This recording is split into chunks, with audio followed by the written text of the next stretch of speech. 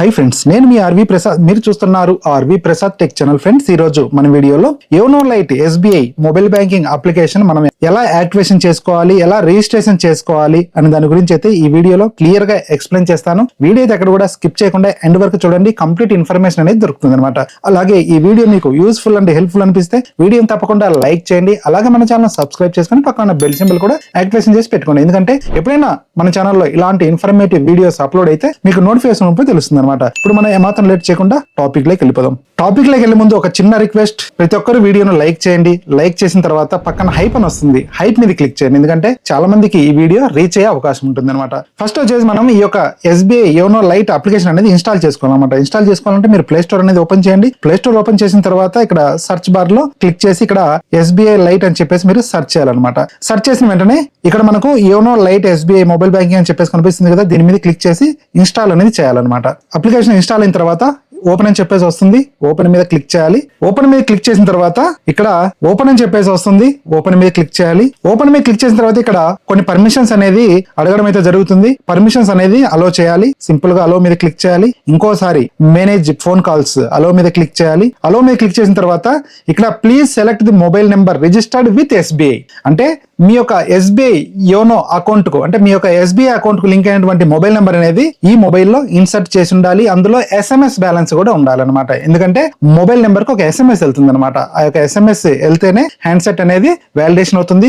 మనకు SMS code కూడా మనకు రావడం అయితే జరుగుతుంది అనమాట. చాలా మందికి రెండు సిమ్లు ఉంటాయి. ఇందులో రెండు సిమ్లు ఉన్నప్పుడు మీ యొక్క ఎస్బీఐ అకౌంట్ కు ఏ సిమ్ అయితే లింక్ అయి ఉంటుందో ఆ సిమ్ ను మాత్రమే సెలెక్ట్ చేసుకోవాలన్నమాట. ఇప్పుడు ప్రెసెంట్ నా దగ్గర ఒకే సిమ్ ఉంది కాబట్టి సింపుల్ గా ప్రొసీడ్ మీద క్లిక్ చేస్తున్నా. ప్రొసీడ్ మీద క్లిక్ చేసిన తర్వాత అలో మీద క్లిక్ చేయాలి. అలో మీద క్లిక్ చేసిన తర్వాత యాక్టివేషన్ ఈజ్ ఇన్ ప్రోగ్రెస్ అని చెప్పేసి వస్తుంది. కొంచెం వెయిట్ చేయాలి. ఇలా కొంచెం వెయిట్ చేసిన తర్వాత ఇక్కడ మనకు రిజిస్ట్రేషన్ ప్రాసెస్ అనేది ఇక్కడ మనకు రావడం అయితే జరిగిందనమాట. అంటే రిజిస్ట్రేషన్ చేసుకోవడానికి ఇక్కడ చాలా మంది కన్ఫ్యూజ్ అవుతూ ఉంటారు అనమాట. యూజర్ నేమ్ పాస్వర్డ్ ఏమి ఇవ్వాలి అని చెప్పేసి. ముఖ్యంగా ప్రతి ఒక్కరు గమనించాల్సిన విషయం ఏంటంటే ఎస్బీఐ యోనో యాప్ చాలా మంది యూజ్ చేస్తూ ఉంటారు కదా. ఈ యొక్క ఎస్బీఐ యోనో యాప్ కు మనం ఏ యూజర్ నేమ్ పాస్వర్డ్ అయితే ఇస్తామో సేమ్ అదే యూజర్ నేమ్ పాస్వర్డ్ అనేది ఈ యొక్క యోనో లైట్ కూడా సేమ్ అదే యూజర్ నేమ్ పాస్వర్డ్ ఉంటుంది. అలాగే మనం డెస్క్టాప్ లో కానీ మొబైల్ లో కానీ గూగుల్ క్రోమ్ లో ఎప్పుడైనా మనం ఇంటర్నెట్ బ్యాంకింగ్ లాగిన్ చేయాలంటే వెబ్సైట్ లోకి వెళ్ళి లాగిన్ చేస్తాం కదా, అలా లాగిన్ చేయాలన్నా కూడా మనకు ఈ యొక్క internet banking user name password ఏదైతే ఉంటుందో అదే సేమ్ పాస్వర్డ్ అనేది యోనో లైట్ ఎస్బీఐ కూడా అదే ఉంటుంది అనమాట. అంటే ఓవరాల్ గా చెప్పాలంటే ఎస్బీఐ అకౌంట్ కు సంబంధించినటువంటి యూజర్ నేమ్ పాస్వర్డ్ అనేది ఒకటే ఉంటుంది. అదే సేమ్ యూజర్ నేమ్ పాస్వర్డ్ అనేది ఇందులో కూడా మనం ఎంటర్ చేయాలన్నమాట. ఇలా మనము ఎస్బీఐ ఇంటర్నెట్ బ్యాంకింగ్ యొక్క యూజర్ నేమ్ కింద పాస్వర్డ్ ఇచ్చి సింపుల్ గా సబ్మిట్ మీద క్లిక్ చేయాలి. సబ్మిట్ మీద క్లిక్ చేసిన తర్వాత ఇక్కడ గూగుల్ పాస్వర్డ్ మేనేజర్ అనేది సేవ్ చేసుకోవడానికి ఆప్షన్ అనేది వస్తుంది. ఇక్కడ మీరు నాట్ నో మీద క్లిక్ చేయండి. ఎందుకంటే సేవ్ చేయడం సేఫ్ అయితే కాదు, అందుకోసం చెప్పేసి నేను నాట్ నో మీద క్లిక్ చేశాను అనమాట. ఇక్కడ మనకు terms and conditions and secure safe usage guide lines అని చెప్పేసి మనకు రావడం జరిగింది. ఇవన్నీ మీరు కావాలనుకుంటే చదవండి. ఐ యాక్సెప్ట్ అని చెప్పేసి కనిపిస్తుంది కదా చెక్ బాక్స్, దీని మీద టిక్ మార్క్ పెట్టేసి యాక్సెప్ట్ మీద క్లిక్ చేయాలన్నమాట.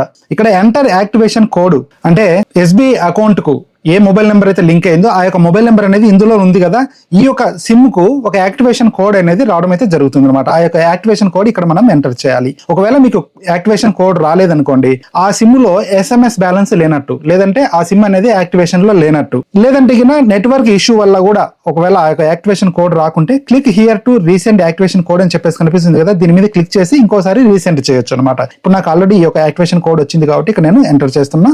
ఇలా మనం యాక్టివేషన్ కోడ్ ఎంటర్ చేసిన తర్వాత సబ్మిట్ మీద క్లిక్ చేయాలి.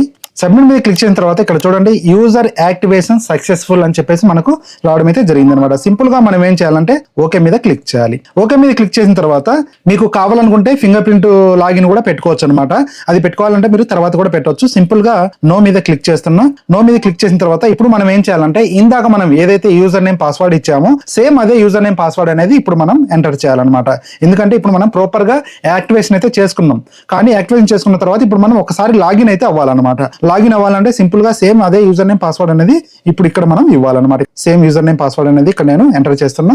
ఇలా same user name password enter చేసిన తర్వాత సింపుల్ గా లాగిన్ మీద క్లిక్ చేయాలి. ఇలా లాగిన్ మీద క్లిక్ చేసిన వెంటనే ఇక్కడ చూడండి మనకు ఎస్బీఐ యోనో లైట్ యొక్క ఇంటర్ఫేస్ అనేది ఇలా మనకు ఓపెన్ అయిపోతుంది. అంటే ఇప్పుడు మనం ప్రాపర్ గా యాక్టివేషన్ అనేది చేసుకున్నాం అనమాట.